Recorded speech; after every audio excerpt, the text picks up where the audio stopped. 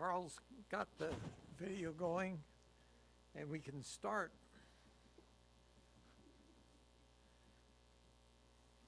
A couple things before we get the show on the road. Alan just pointed out to the fact that it's difficult. It's great to read the black on my computer screen, but it's terrible to read it on theirs. So what I don't like to read stuff. But what I'm going to do is next week I'll change the black to yellow or something so you can read it and look at it as I'm talking about it. So that's the first adjustment we're going to make. Can everybody hear me? Can we turn it up, or maybe I got to get closer?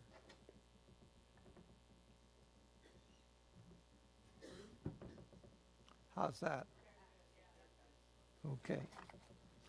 Okay, that's good.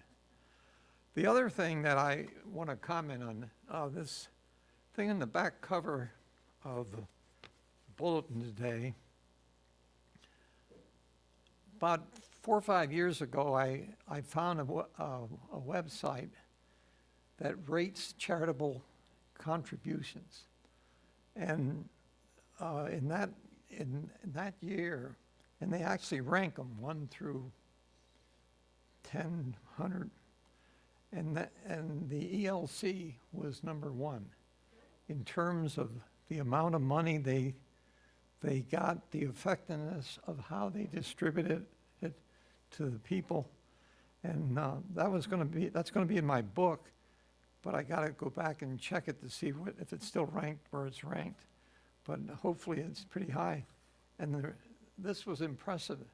I think the response shows how quick it is, because you'll see what I end up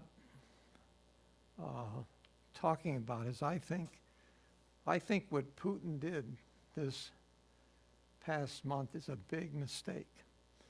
It is a big mistake because I don't think he recognized the impact which digital technology and the ability to have instant communications can have on the world and the way the world is responding. And I really, and I've been saying this for a long time, I think digital technology can bring an end to war. And that would be what I think would be a major contribution from digital technology. Okay, now, I took everything that I learned here, my critique, and I said, how do we rework this? So here, this is basically going to be the introduction. And what I'm trying to accomplish in the introduction is to give an overview of the whole presentation in a general way. And I don't quite have it the way I want it yet, but I'm getting close. And the reason I'm presenting it to you today is maybe you can make suggestions along the way. So if you have any comments you want to make right away, just raise your hand or shout it out. Okay, the opening paragraph of the book will be Life is About Choices. And then we'll get into talking about my heritage, my genealogy, which, as I said, I can trace back to the Reformation, and the fact that my ancestors actually left the Catholic principality to move to a Lutheran principality so they could be Lutherans. And, you know, as I was writing this, from the very beginning of my life, I think, when I started to say, you know, well, I had my great uncle, my father, and my grandfather were kind of the genealogists of our family, and he wrote the book in 1943, talking about how we came from Germany. We didn't know where we came from, but we came to America in 1732, and he then traces the lineage way back to my lineage back to 1732. And then I met a man, a Lutheran minister in Germany, who actually took the lineage that I had from my uncle, that he had written a book back to the Reformation. So that's how I get there. And then, of course, I did that gene study that said, National Geographic, that said our lineage goes back to Cro-Magnon times. So that's kind of interesting. The next thing that I want to bring out is training the brain.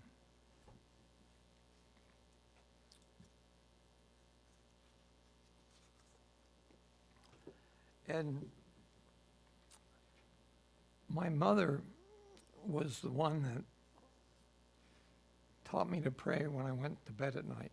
And it was, now I lay me down to sleep and all that kind of stuff. Thank God for the day you lived and your mom and dad taking care of you, all that kind of stuff. And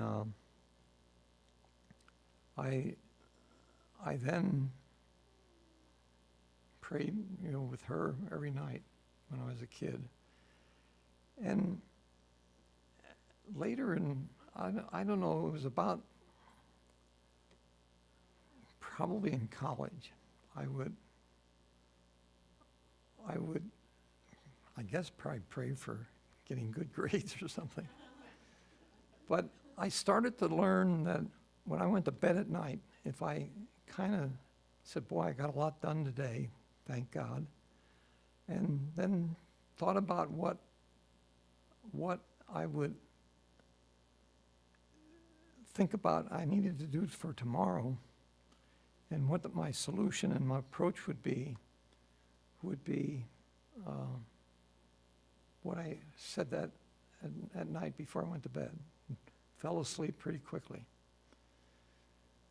In the morning when I woke up and was taking a shower to get ready for the day, I had all kinds of new ways of approaching the problem come to my brain. And I said, oh, and that's continued. So I try to make that connection in the opening of this writing. Then how and why I became an engineer, and as I was growing up, my father, he recognized my interest in taking things apart and putting things back together, hopefully. And very early in life, he said, in the world you're growing up, you're going to have to go to college. And I'll help you get there, and I'll help you pay for it. You'll have to pay me back for it. And that was the deal we made.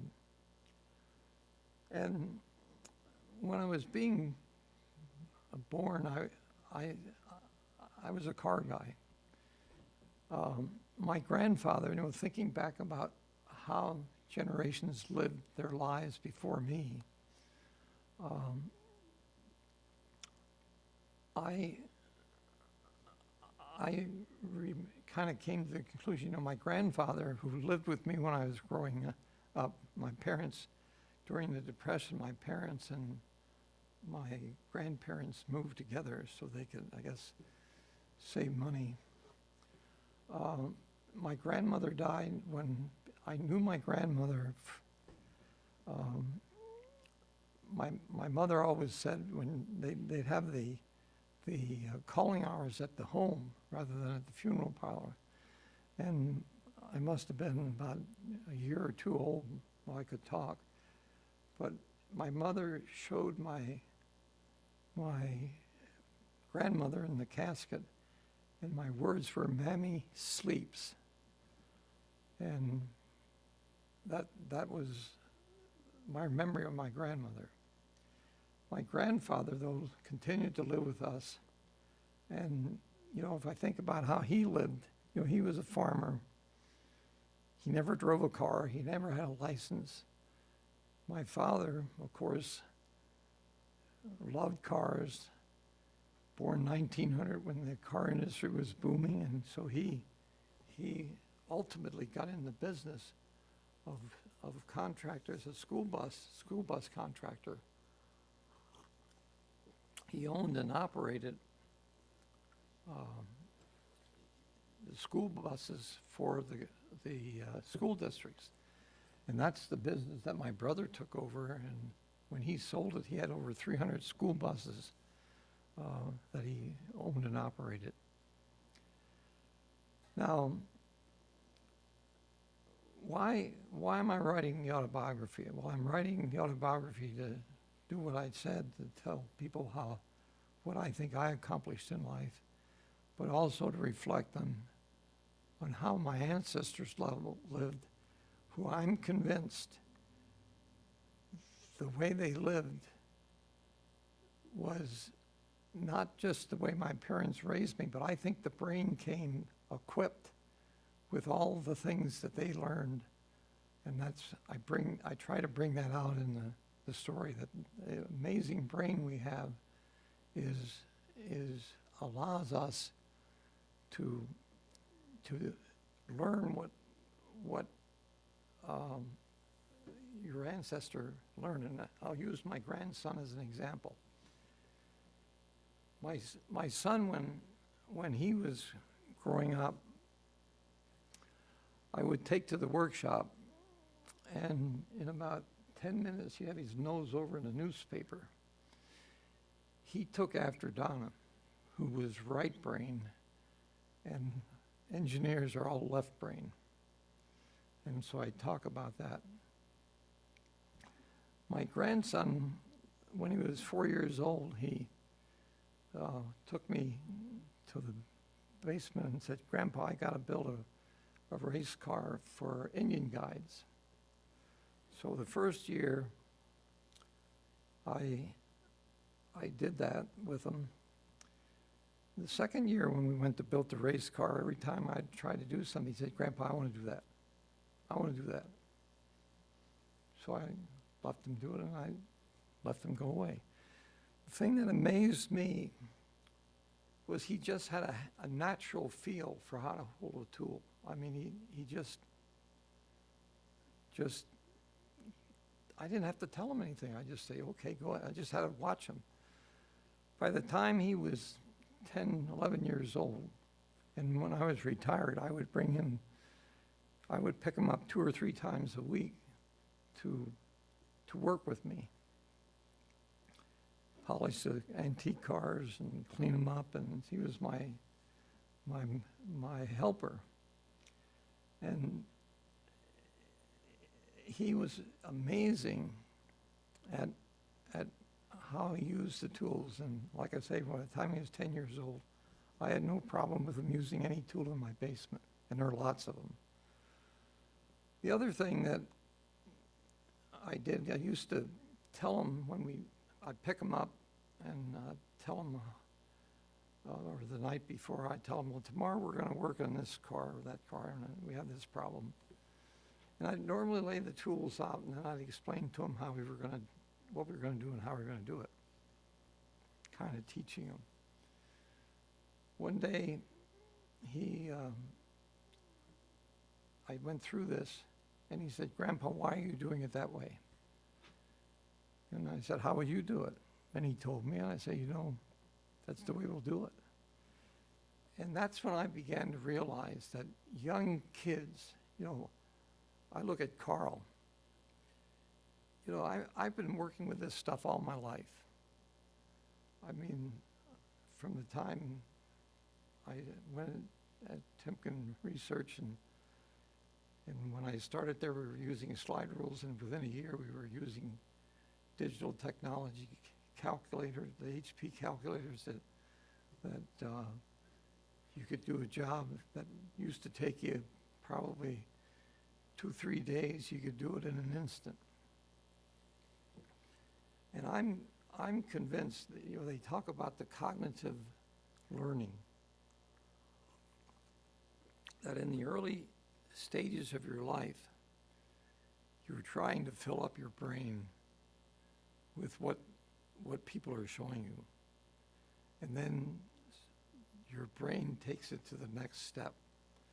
And so that's what I'm going to be talking about in my autobiography. The next thing is how we communicate. And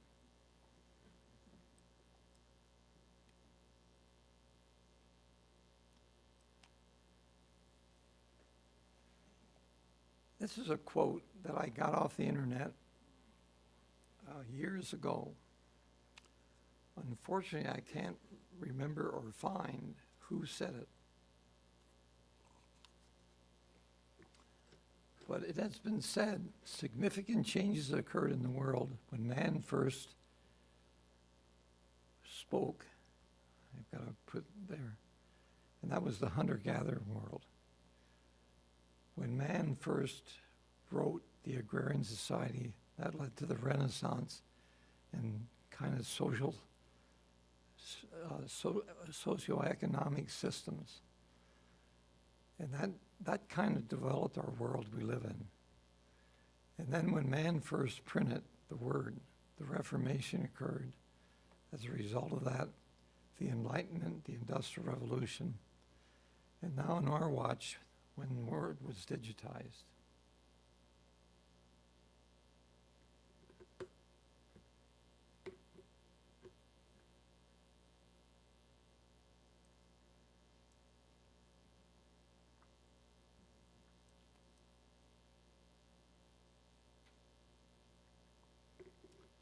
Now I'm back to aligning biblical and secular history. You've seen, I've used that chart, and there's a whole host of other things that I've written. I'm absolutely convinced that you can align the timing of secular history with biblical history. And I want to do that in the book so that people understand that the Bible is about as good a reference you can find. We lost a lot of, I mentioned a lot of the writings that came from that were used to write the Bible was destroyed by Caesar at the Library at Alexander. So we lost all the work that was the reference to writing the Bible. And you have to remember that the Bible was written, their style of telling their story.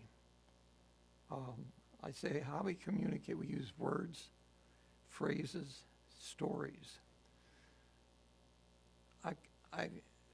When I started to read this, I said, it's kind of interesting why they call the Bible the Word. So I talk about that.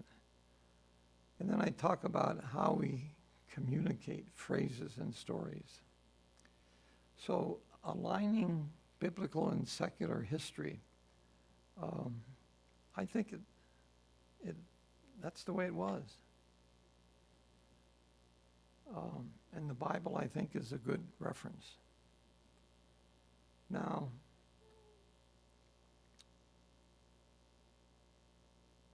the next thing that I talk about is technology. There's the right brain and the left brain.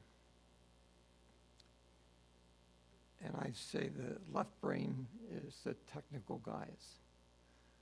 The right brain, as I develop this story, is the people who kind of organize the world. They're the ones that suggest, how the socioeconomic systems that we develop, like the church, the government, on and on. We'll talk about that. Ending up with, how Luther communicated the word, and we use phrases and stories. And then, technology is trying to, science today is trying to figure out why the world is occurring, kind of avoiding the fact that there was a God. So I talked then about the proof of God in the opening, and my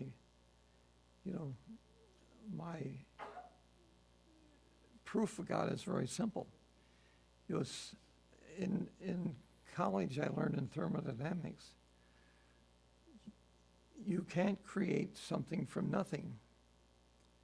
And the world we live in was created from something from nothing. So to me, it's very evident there is something out there that created us for a purpose. We don't know what it is. And as I look at more recent work in the scientific community, they're starting to admit that they'll probably never figure it out. So that brings you to faith, and and I talk a little bit about the dualism in the binary world. Everything you see in where there's two phases, good and evil. Man and wife, they're everything, the creation of the atom, plus and minus. There's even a neutron, which is kind of in between. And as I look at the world, that we're living in today, the world that we have in Russia, and the world, the free world, the Western world, and along with the Asian world that we've converted, we've are facing today in the Russian invasion. I told you last week that came from the fact that the Western world was shaped by the Greek philosophy and Christianity, where you are giving, sharing, loving, and caring, compared with the Asian world, or that was created by Confucius, who said the emphasis should be on yourself and improving yourself. And that worked well for a while because Asia was way ahead of the Western world. That's why we started to trade with them. But in the end, it didn't. The Western world kind of freeing up with what Reformation kind of created freedom that America implemented ahead of everybody else in a better way. And that's why, today, when you see this and you learn that the Lutheran ELCA is one of the best outreaches in the world, that's why I'm saying that we'll be able to create a world that lives without war. And I talk about come to Jesus as moments of great insight, which what Neil made me discover was why the schism occurred, or why we live the way we do. So that's the introduction. We covered that already. Now, then this is kind of the next chapter in the book. And I'm now going to when men first spoke, because the way we communicate with people is words. And so the hunter-gatherers, they had a community body of people having common rights, privileges, and interests.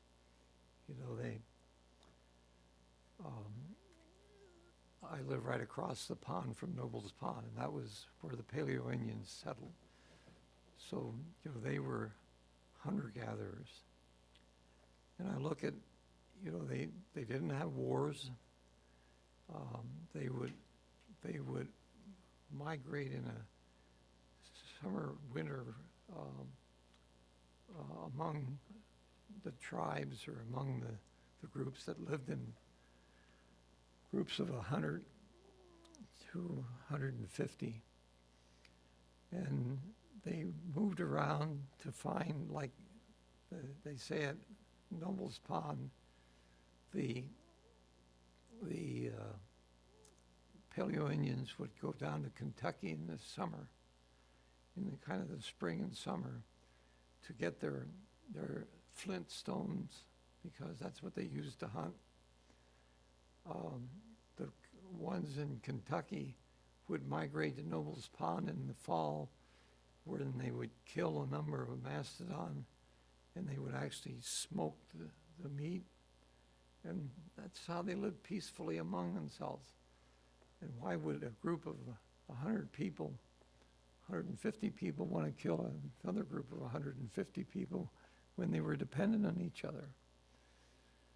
So anyway, they kind of were they were living in the same place under the same laws and regulations as a group. This group of 150 and maybe, I don't know, maybe 20 tribes that did this. But the evidence is at Noble's Pond, in the spring and fall, there were a bunch of people there, more than 75. So I call this the birth of modern man. And the hunter-gatherers in the caves that they're finding, they were spiritual people. And I said religion, rule, and ruler were one. They had what they called Charlemagne, who were kind of the advisors to the head of the family. The oldest person normally became the head of the hunter-gatherers group, but he had a Charlemagne who had a direct relationship with God, supposedly. Why not? We're spiritual people. And he would advise his elder how to run the place, when it was time to maybe move, whatever. It's also the beginning of art and music. In the caves, they find very good evidence of art and how they used art to relate to their spiritual, to God.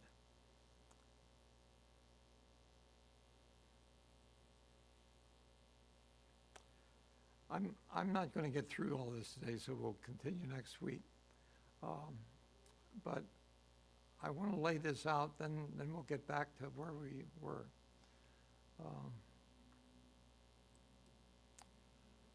Okay, one of the first things we kind of find as we're kind of developing this new world is, and I'm a little bit ahead of myself here, but I'll talk about it. I say we're in search of one God. It starts with Abraham, Moses, and the Ten Commandments. That's kind of what we're trying to get there, that relationship with God. And then God's covenant with Noah and his sons, and then Isaiah and Judaism, and Egypt and slavery. So that's kind of what I want to talk about, how monotheism took over what up until that time was many gods. Many gods after, I think the hunter-gatherers only believed in one God, one spiritual leader. But when they went into the agrarian society,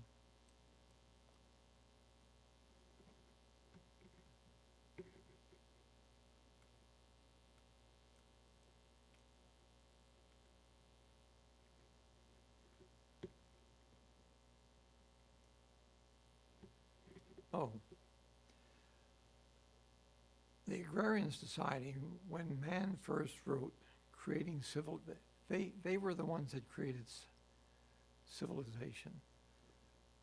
You see the beginning of what they call in the internet social institutions, the family, religion, law, politics, education, economics, science, merchandising, sports medicine, military, mass media. Those are they call social media, social institutions. And, you know, in the Bible it talked about globalizing the world. It also, they start talking about creating wealth and sharing it. And the wealth was generated by know-how. And know-how is technology. Then the technology, you know, the first thing they did was develop agriculture. Then they got the wheel. And then they developed bronze and materials and irons. And you remember we talked about this, the pyramids, the mystery behind the pyramids. I talked about the mystery about making bronze and iron. You know, we spent time figuring, I mean, if you look at what you have to do to make bronze today and make steel, it's complicated. And I can't understand how these people back at that time, with what they knew, were able to create metal, were able to build the buildings they did. And I don't know if it's somebody from outer space, I don't know. But somehow I don't have a solution to it, but I present it as kind of the world we live in is maybe faith is the only way we can survive.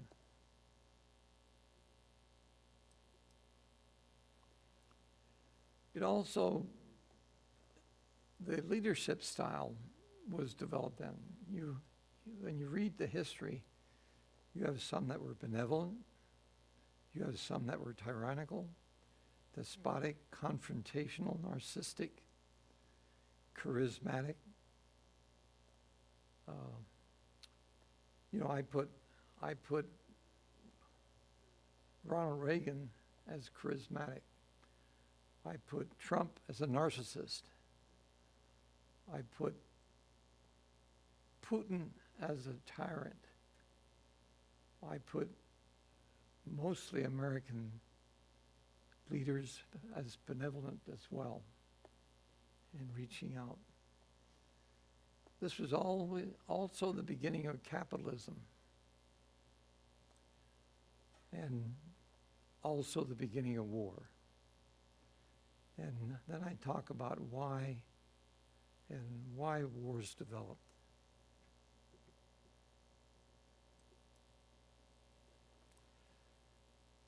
The next thing we get into is empire building.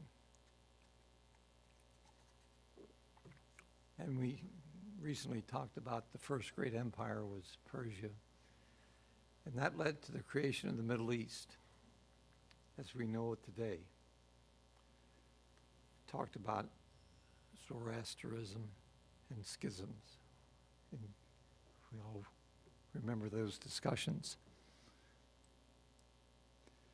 Then we talked about the Greek Empire, the ancient Greek, their influence in Western civilization, the birth of literature, education, philosophy, foundation of science, sports, democracy, and Western civilization.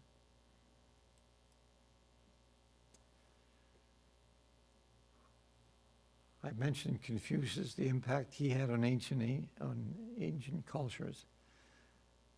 The benefit from a lifetime of learning and moral outlook is what he spoke to. But it created a different world with no religious doctrine. It was a focus on itself.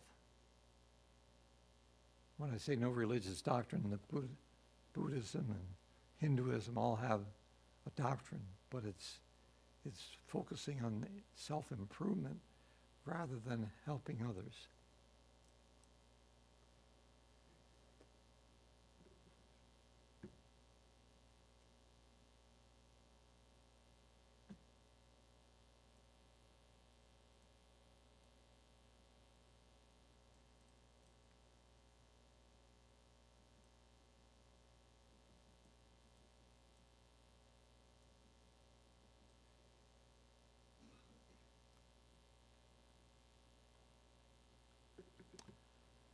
then I get into the case for Christianity,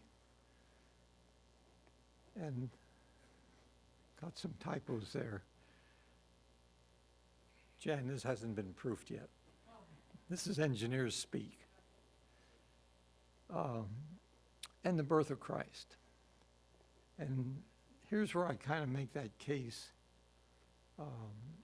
for what we've been talking about, how Christianity developed a different approach to how we work with people compared with the Asian approach. And I get into things like the empire, Constantine, salvation is more than following the law, giving, sharing, loving, and caring, and talk about the apostles and the church leaders. We get into talking about Augustine was the one that took, the ancient Greek philosophers were writing about the soul and things like that, and Augustine was the one that when they were creating Christianity was the one that came up with the Apostles' Creed and the Nicene Creed. They weren't exactly, that was later, but he was the one that kind of, like the Nicene Creed, his writings were really what led to the Nicene Creed.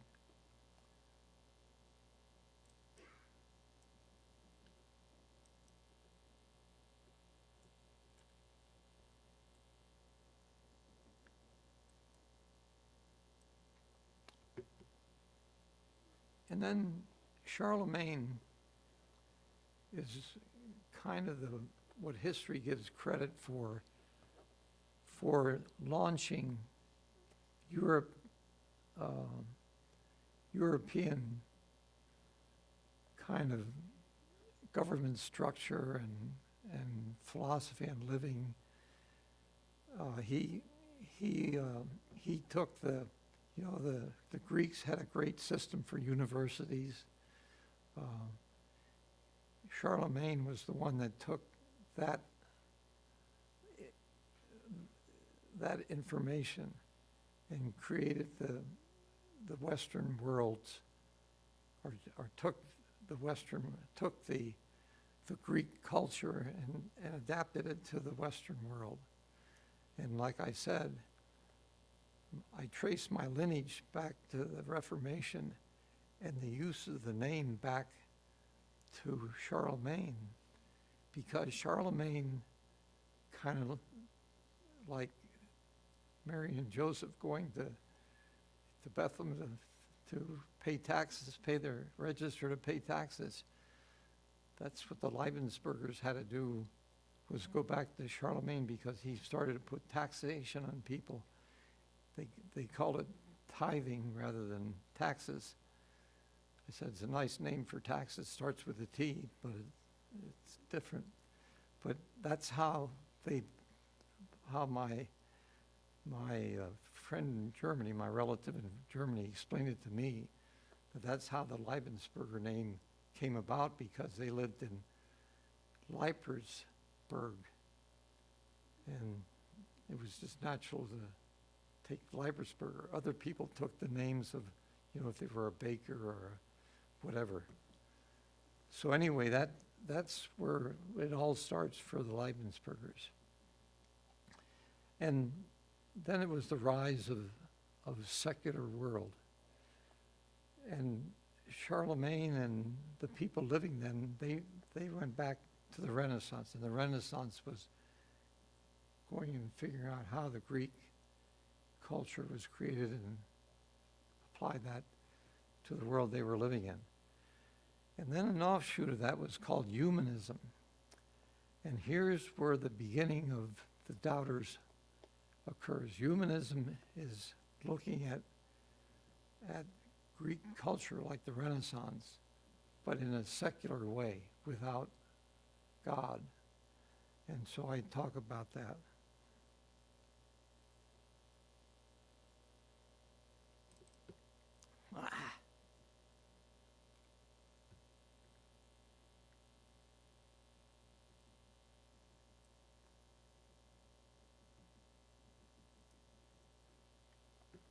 Okay.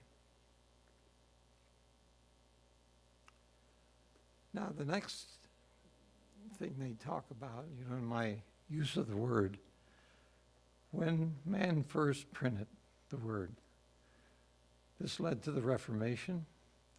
It led to our freedom. It led to entrepreneurship, separation of church and state, which incidentally, America is the only one that actually separated church and state. In Europe today, the church, in Germany, the Lutheran Church, the ministers are paid by the government, not by the people donations.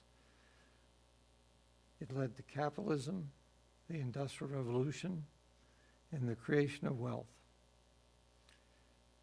And that created the rise of communications. The media actually came out of the first printed word. A book before the printed word cost as much as a house. So it was impossible for people, the common man, to afford something like that. But that's why Luther insisted that they had to teach their young people in schools. So that led to the broadening of the base from which technology could be developed. And, it all had to do with communications. And then, it's during the Industrial Revolution that communications starts mushrooming, transportation starts mushrooming. It started with steam locomotives, then it became cars and all that kind of stuff. And it also led to the Enlightenment. It took that humanism thinking, questions of social economic systems and sharing wealth, how we govern, the type of socioeconomic systems, the way social and economic systems are influencing one another in local communities and households. And it led to what I call the isms: tribalism, feudalism, despotism, socialism, communism, totalitarianism, anarchism. And then you have a few that don't use the word ism, distributed capitalism, but monarchy, democracy, oligarchy, and Nazism. So here's where we'll end, and my voice is running out. So we'll pick it up here next week, and then when we get finished with this, I'm actually going to write the first chapter, and then we'll talk about that, and I'd like your input and critique of it, and go from there. Any questions? And next week I promise to have it in yellow.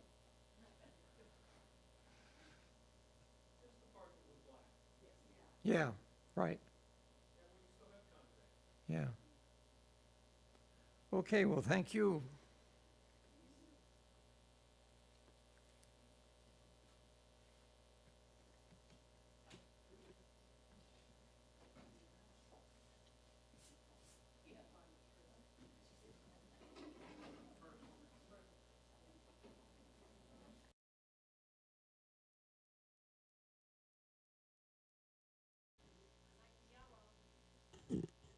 Well, I did it wrong though. I should have used the yellow, kept the used the yellow to replace the black, and I used the yellow to replace the white. So you got to be smarter than the gear you operate. Next time we'll have it right. Okay. Last week I kind of said we were going to regroup, and we're going to redo the whole thing from the beginning, and it's not going to be all that bad as I look at what I've done and what I need to change. But I thought what we would do kind of first is kind of rework my outline that I've been working to. And the good news is some of the things we've talked about recently have allowed me to really, I was struggling with kind of writing the conclusion. And what we've been talking about in the last few weeks allows me to do that, and I'll explain that a little bit along the way. So, what I'm going to do is I'm going to rewrite. I really haven't read. I've written the preface, but I'm using the preface as the introduction now, and I'm going to make some acknowledgments. Like I haven't written anything, but I got a list of things that I want to acknowledge. Like I'm going to acknowledge the fact that I went through this with my Sunday school class, and they made a lot of suggestions and improvements. So things like that I'll be talking about in the acknowledgement in the book. And then the introduction, like I say, I had a preface written that I think we went over a long time ago, and I'm going to use that for the introduction now.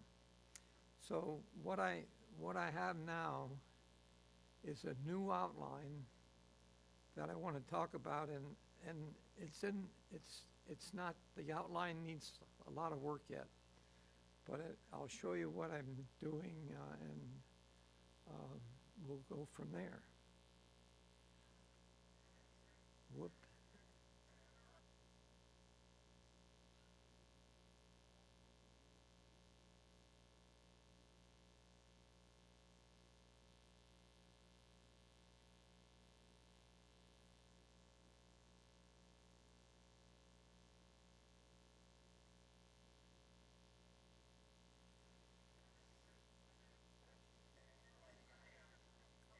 Carl, help.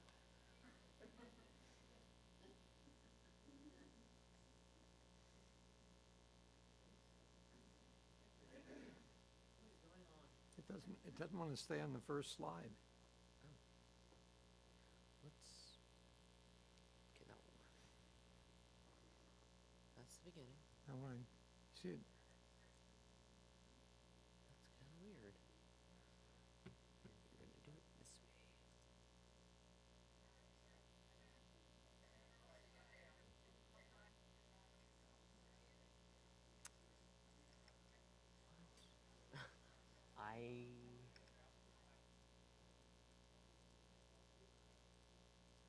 Let's try this.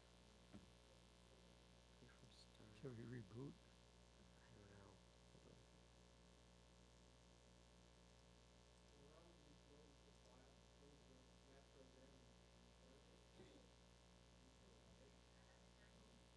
Okay, I don't know why it's scooting ahead so fast. How about you close this and then reopen it?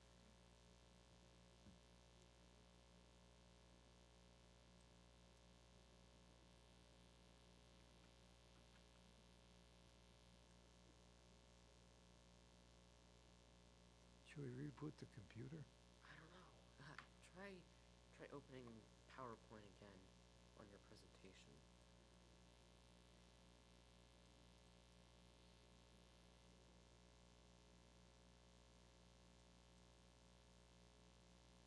Hold on a second. Okay, now we gotta go up to there. Where? You gotta take it across this screen, so it's gonna go over to the next screen. Which is where we can go like this. Maybe. And it will work. Okay, so I think you have these like little audio slides on it. Turn that off. Turn that off. Show me your controls display. Clear from start.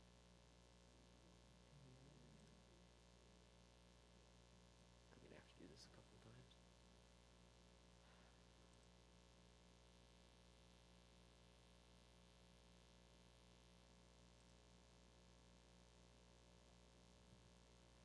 It'll work if we do it multiple times.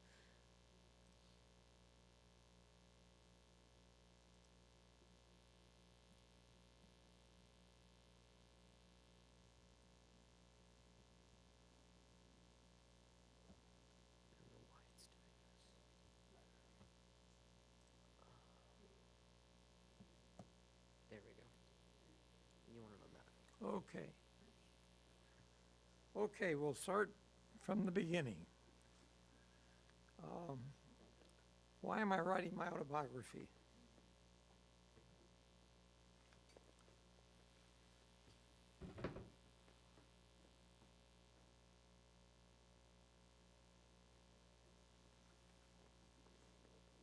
Well, it's kind of a thank you to the family that made me who I am, to commemorate how Timken Associates and Timken Friends worked as a team to increase the performance of Timken bearings and steel by an order of magnitude using digital technology. It's how my church and church friends strengthened my faith in God and have helped me keep my faith.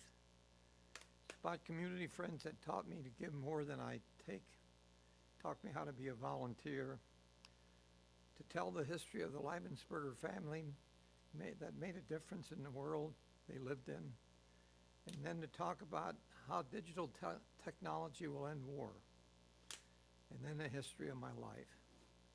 I think I can add a few more things there about marrying Donna. I want to record that, and I also, she has written her genealogy. She's got a scrapbook collection that she worried about how it would be passed on and treated after she was gone. And one of the things that I'm going to be talking about in the preface is I'm going to do something a little bit different than normal books do, and that's going to be, I'm going to create what's called a portal, or a blog, and I'm going to put on the blog a lot of stuff like her scrapbooks, her autobiography, or her genealogy that she wrote. So it'll be a way of kind of keeping my, it'll be a way to add a lot more to my autobiography, putting it online, so to speak. And it'll also be a way of me adding things in along the way after I finish the book. Now, in the introduction, I want to give proof of God, the creator of the world, time and space, and I'll give my proof of why I believe there is a God. How humankind created civilization, culture, and our socioeconomic system and the government we live by. So it's going to be all talked about. And then I'm going to talk about my gift from God. My great uncle, who wrote the Leibensperger genealogy book, my grandfather, who taught me how to, for love of history. My grandfather was a farmer, and he lived in the same house as I was growing up. My parents during the Depression moved in with my grandparents, and my grandmother died when I was about a year after I was born. But my grandfather he died when I was 14, and he loved to talk about, compare how he lived his life compared to the way we were living today. He had a big worry. He used to walk the fields, and he saw all this little town of East Texas was being invaded by Allentown, and the fields were being taken over and developed, and he couldn't figure out how in the world we'd be able to feed ourselves. So he worried a lot about that. He talked about the fact that when he never had a car, he never drove, he never had a license, and how we lived differently with the car than with the horse and buggies, things like that. So he taught me a lot about history. My father, who insisted that in the world I was growing up in, I had to go to college, and along the way decided I should probably be a mechanical engineer. He taught me to give more. He always told me, you got to give back more you got to give more than you take. Be a volunteer, and he was a great example of that. He volunteered in everything possible. Share your time and money. my mother who taught me how to pray. And I'm going to talk in the book about brain training. From the very start, my prayer was, now I lay me down to sleep. I pray the Lord my soul to keep. If I should die before I wake, I pray the Lord my soul to take. And then we went through God bless all the mom, grandma, all that. I kept doing that, and with time I realized that when I went to bed at night, I would think about what I did that day. I would thank God for what I did that day, and then I'd think about what I was going to do tomorrow. And to this day, when I do that, I wake up in the morning with all kinds of better ways to face the day than when I went to bed with. And I swear that my brain is working at night. I've talked to some doctors about that, and they say that you're right. So I want to talk about that in the book, and I'm going to have a chapter in there called Brain Training. I'm also using brain training with my Parkinson's. I've found that certain things that I've been doing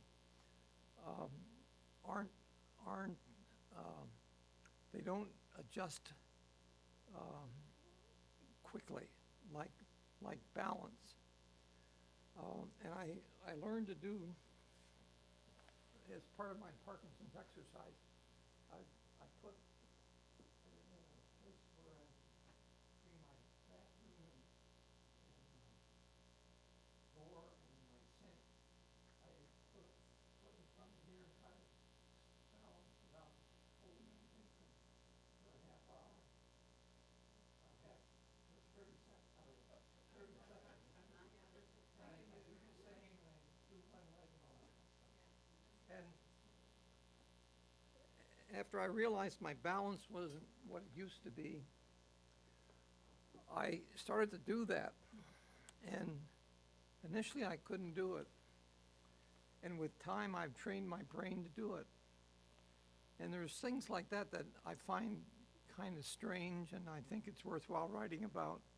And I continue to talk to my doctor in Cleveland about that, and he says, yeah, that's what they realize, that people lose their involuntary able to signal their involuntary behavior with their brain as they grow older. And exercise is a good thing to do. My sister I thank for my love of classical music, my brother, my work ethic, and that had to do with when I asked my father, when I grow up, when I'm 16 years old, I want to have a car, because I lived in the country and my friends that I began to associate with in school lived in Emmaus, which was like 5-10 miles away, and the only way I could get there was by bicycle. So when I was like 12, well, not 12, but probably about 13 or 14, I started to tell my father I would need a car when I'm 16. And he said, that's fine, earn it. And my brother, who had gotten a car, he was 8 years older than me, he earned it. He worked a whole bunch of mowed grass and did a lot of odd jobs, and so I followed in his footsteps. And when I was 16 years old, I had enough money to buy a car, and I bought my first car when I was 16. My cousin had a 49 Plymouth, and I bought it 6 months before I was 16. When it came time to take my driver's test, my father was a justice of the peace. He got my learner's permit the day he could file for it, and I took my driver's test today on my birthday on the 16th, when I became 16 years old, and I started to drive a car with a license at age 16 for my birthday present.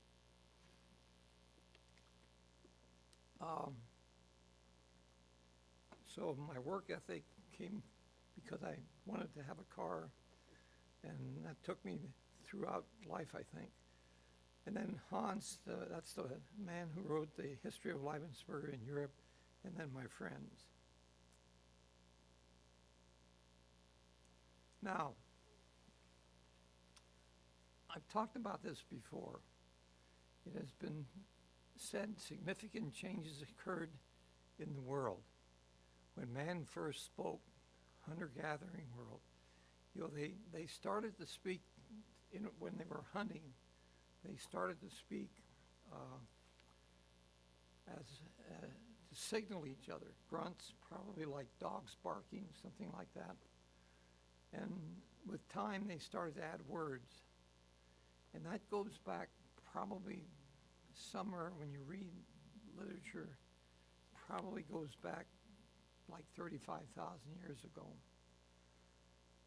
Then when man first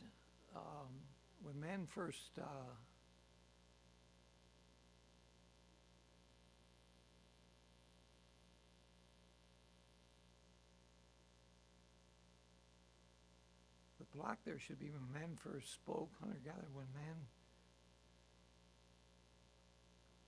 I goofed, I lost something.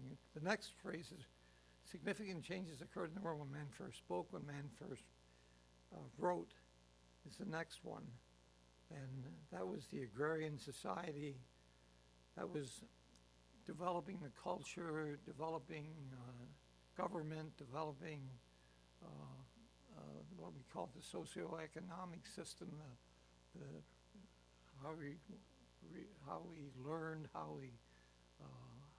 we practiced our religion, developed the culture. Then the next thing that came was when man first printed. That led to the Reformation, that led to the Enlightenment, the Industrial Revolution. So that was the next step in our development. And we're going to, in the book, I'll talk all about that. And then on the last one, on what I call on our watch, when the word was digitized. And with all of these, as you come step by step, there was a benefit, like the Reformation, the Enlightenment. And I'm saying when the word was digitized, what's going to come from that is we're going to eliminate war. And that's taken an interesting turn with this last few weeks with Putin.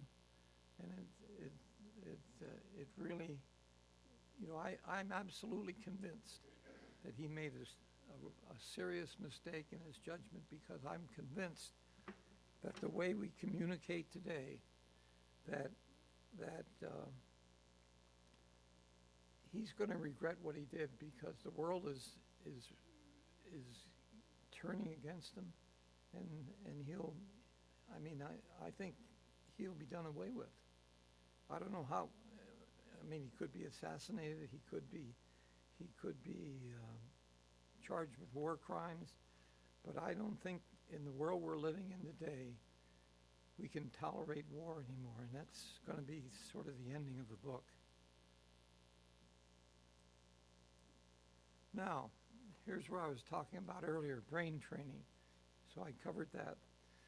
So I said, as we journey through time, we will meet philosophers, empire builders, inventors, nation builders, who gave us government and taxes, gave us empires, civilization, culture, the Renaissance, Reformation, the Enlightenment, the Industrial Revolution, and the digital age.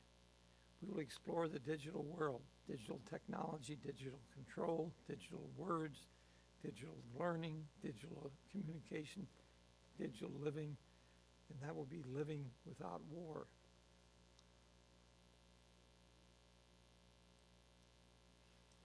So I come with the very end, war no more. And that's kind of the end of not the end of my book, but that's the big thing I'm going to be shooting for as I write this, to show that how digital technology will end war. Now,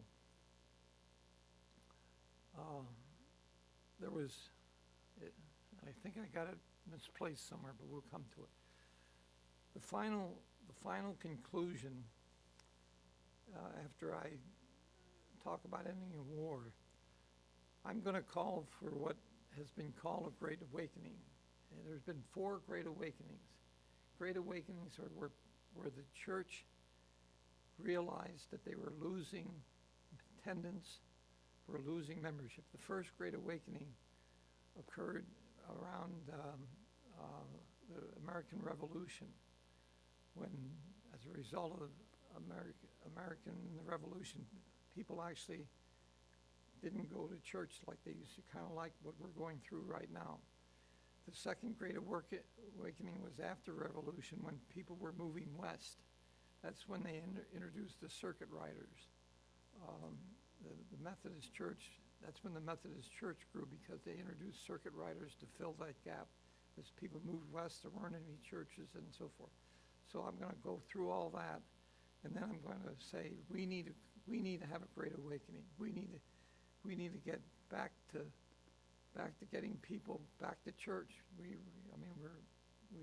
People are turning away from the church, and along the way I'm going to build the case for the religion and Christianity. As we've talked, we came to what I call aha moments, or Damascus Road experiences, and that the big one that I want to talk about is how Christianity went down and developed Western civilization, and how Confucius developed the culture and civilization in Asia, and how they were emphasizing improving themselves rather than helping other people.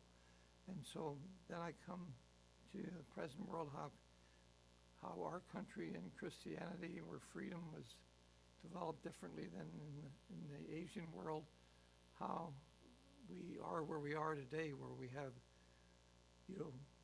people like Putin in Russia saying the way to fix my problem is to go to war and wipe out people. So that's kind of what I want to get to. Then the Agrarian Era, when man first wrote Creating Civilization, I talked about the beginning of social institutions, family, religion, law, politics, education. That was all the things that were developed during that Agrarian Era, when man first wrote. Globalizing the world, God says, go out and spread the world. Instead of fighting wars, they globalized the world that way. But in the end, they ended up using war to globalize.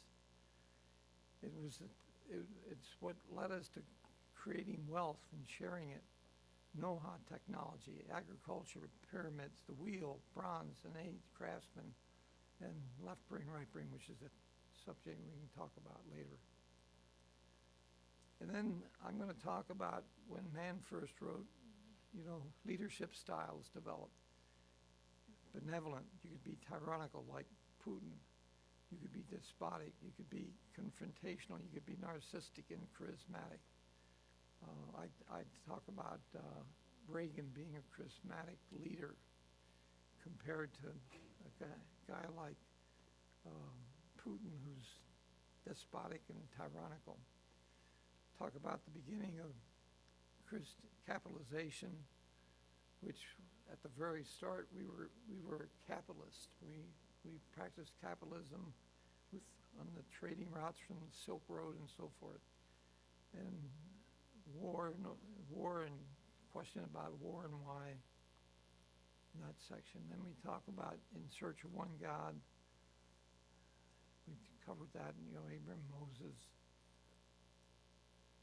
And then we'll talk about empire building, how villages became cities, kingdoms, and empires.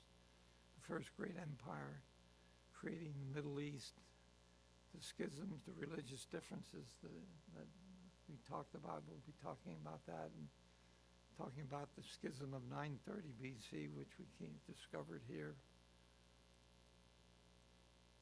And atheists talk about religion being is why we have wars, and we certainly had wars. But what they miss the point is religion I say rule and ruler and religion were one up until the Reformation. That's if you look at all of the empires that were created up through the Reformation, they combined religion, rule, and ruler. After the Reformation, that's what Martin Luther did. We'll be talking about the big debate that Martin Luther nailed the thesis to the door to get to encourage the church to talk about what they were doing wrong, and he ended up getting into a big debate about freedom. And Luther talked about spiritual freedom, and a guy by the name of Erasmus during that period that Luther was talking about talked about political freedom, and they both wrote books about it, and they're both right, because in order to get political freedom, you had to get political freedom first, or spiritual freedom first, because religion, ruler, and religion were one. So you had to get spiritual freedom before you get political freedom. And that's what led to the Enlightenment, the big debate, ongoing debate. And that's what then inspired things during the Enlightenment, like socialism, communism, all of what I call the isms, to counter the world they were living in, which was more a capitalistic world at that point, and the beginning of democracy forming from the Greek philosophers that we talked about and have already talked about.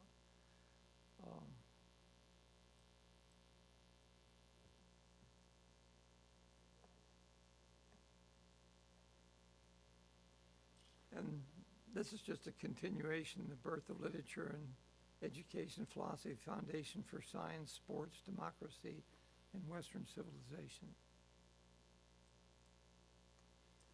And then I'm going to get into the science and creation of the universe. And when we got into the period between about 1000 AD, which was the beginning of the Renaissance, and exploring the different worlds, science was starting to develop, and so you had people starting to say, to understand God and to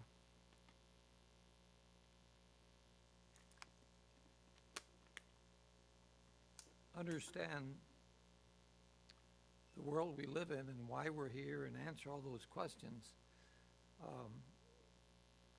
The church, and it was, I gotta check this out, but it was Aquinas, who was one of they were called the church fathers, like Augustine and people that were writing from the time Christianity was created till today. But there were church fathers that were writing about, how God created the world. They had different proofs of God. And Aquinas had some pretty good proofs of God, but he was the one that said, we'll never figure this out. You got to have faith, and that's where faith was born. Now, in the secular world, you had people start talking like Darwin and all those people, the evolution of the world, and I don't know why he even thought that was scientific, because if you looked at how the world was created, God created evolution. We were created by God through evolution. But anyway, science started to stick its nose in to come up with an answer. And when you kind of come to our generation, you have a lot of people, as I was growing up, when we get in debates in college, we talk about how how science was going to explain how we were created. Well, if another Carl Sagan was a great proponent of science, and he was an atheist and tried to prove, how the world was created using science. But when you read the literature today, there's a lot of talk about, in the scientific community, there's a lot of talk, we'll never figure it out. It's unexplainable. And I use that and say, well, have faith. So that's going to be in the book. Creating the Western world, we talked about that. And here's where I'm going to talk about that case for Christianity. Here's where I'm going to talk about, there's more to salvation than following the law, giving, sharing, loving, caring. Here's where I'm going to talk about why Christianity is better than Islam, Buddhism, Hinduism, because it focuses, if you look at what Christianity has developed compared to those other religions in the country they live in, it's just the way we need to go.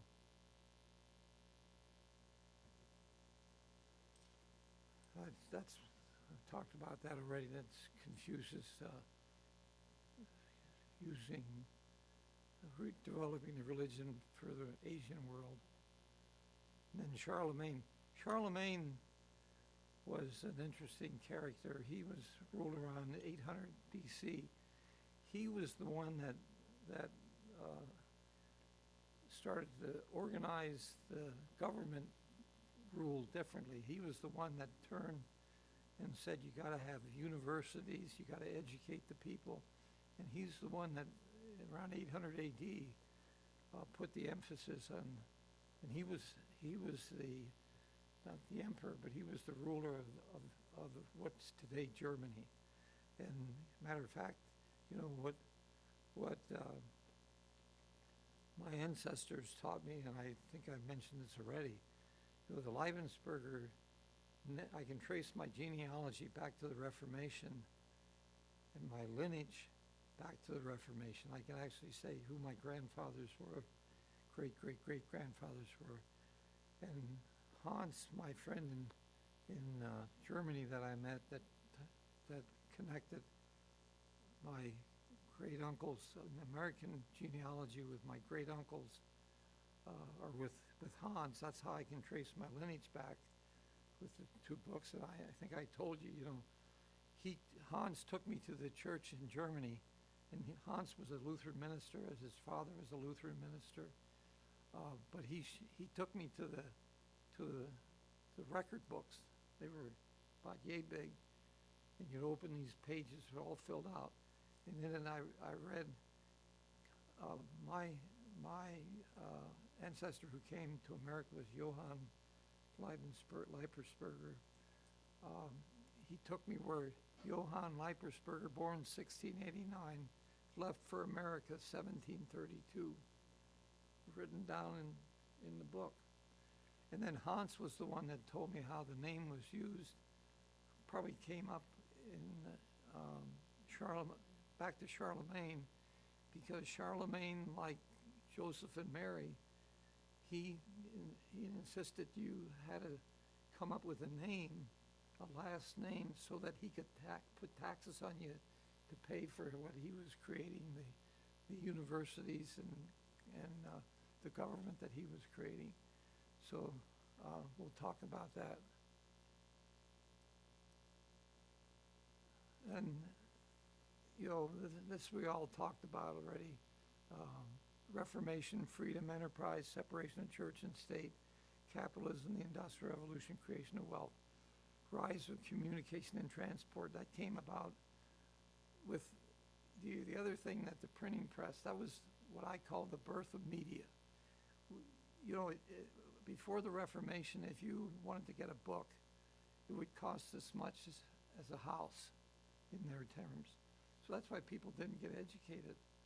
So with the birth of printing, that's when they could print books You know, that's why Martin Luther said, you know, your salvation is based on you, but he wrote, you know, what he did to tell people they had to become educated, and that's what drove the church to start having Sunday schools, and a lot of the schools were, you know, the one that my ancestors in America, the second generation of my ancestors in America was the one. He built the church in the area he lived, or gave the land to build the church. He was the chairman of the property committee, but they built the church not only to worship, they built the church as a school. So it was, you know, how the world was developing then, that churches were, you know, before the public education system. That's how churches were built, how schools were built. And then how we govern the types, I've already covered that. Okay, there'll be a section on the Reformation in the book. There'll be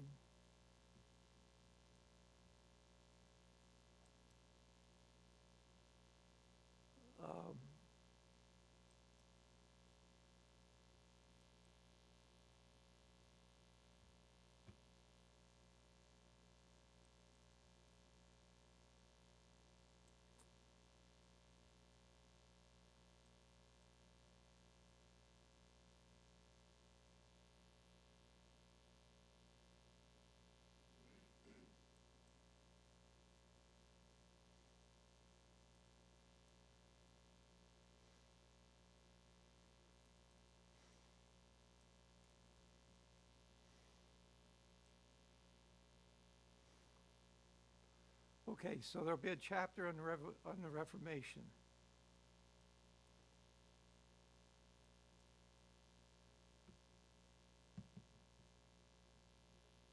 There'll be a chapter on the Enlightenment. Here's where we're going to get, you know,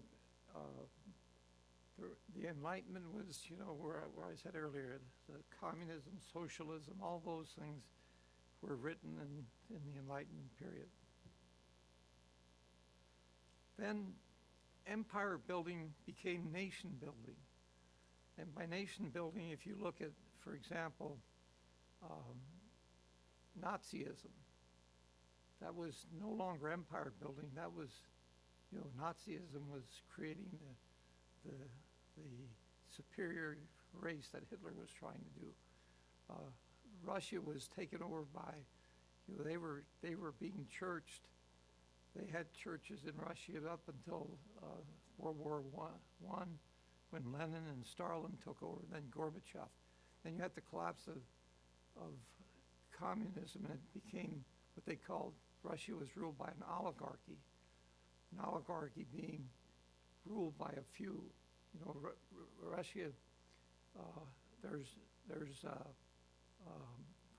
40% of the wealth in Russia is in the hands of 100 people, and that 100 people form kind of his parliament, and they have elections, but they always seem to elect the people who are part of the oligarchy. And so they developed differently than what we did.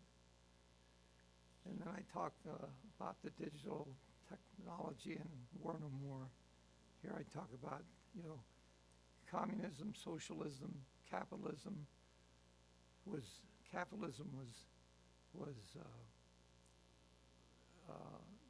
written about, but basically the guy who wrote about capitalism, his name slips me right now, he basically was writing the way we were living up to that point. Nazism in China is federation, difference between loose republics and close republics. So I'll be writing a chapter on that. And then the American Revolution was where faith, because of all the, you know, people to escape religious persecution in Europe, all the people came in groups. So when the American Revolution came, and when they celebrated the American Revolution, they had to make a decision. How could they have a state church? Well, which one would they adopt? You know, which one would they pick? Well, if they picked one, the others would revolt. So their only choice was to separate the church and state. And that's why the church that we know it in this country today exists, because it was developed under freedom of religion, and that led to freedom. And what happened was that released the common man to become an entrepreneur, like Henry Timken, Cornelius Altman, and I write about them. The freedom, separation of church and state, and the freedom that came from it allowed the church to prosper in America, and it allowed America to prosper as well.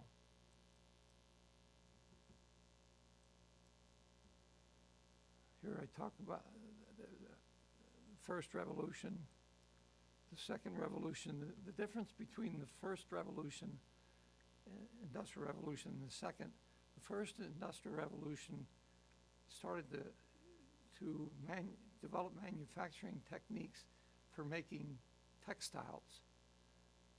And as they developed the textile started to be able to manufacture textiles, they needed to have steam power and water power.